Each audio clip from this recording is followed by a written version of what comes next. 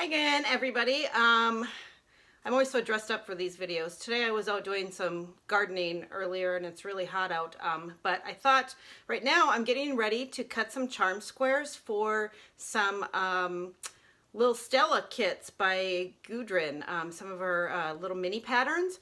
And so I thought I'd show you how I use my Stripology Squared Ruler to cut the charm squares. I don't tend to use, I do use sometimes the prepackaged charm square packs, but more often than not I'm using my scraps because I like scrappy. This quilt I decided to do, I'm going to kit it up in browns and blues. So the first thing I'm doing is I get my 5-inch with the fabric strips cut. And then that is where my Stripology ruler comes in, the Stripology Squared. So that is this ruler. I do have them available in the shop by special order. I don't tend to keep them in stock. They are kind of spendy, but if you would like one, I am happy to order one. I can ship it, or if you're local, you can pick it up. So here's how I make short work of cutting charm squares for kits or just for my own personal use by using this ruler. So let me get this pointed down to the mat, and I'm in my sewing room, so there are cats joining me, which you can see one of them and you can't see the other one.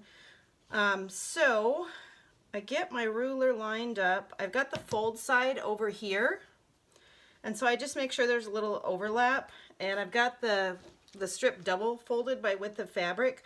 I'm using my ruler stickers. I've got one on the 5-inch and one on the 10-inch. These other ones I'm not using for this, obviously. So first I do my cleanup cut at this end, and then I go through this and this, and I've instantly got 4 charm squares.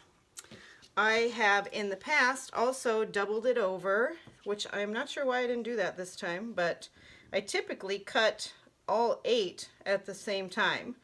But that's okay. Just know that you can, and it's easy peasy to do so. So right there, I've got my 8 charm squares cut lickety split. So that is how, one of the ways I use my Stripology Squared Ruler is for subcutting or cutting stacks of items like this. So hopefully that gives you an idea of how to use this ruler. And like I said, if you want me to order one for you, I'm happy to do that. Just send me a message through this page, or you can email me at laura@myveryOwnQuiltShop.com. Thanks.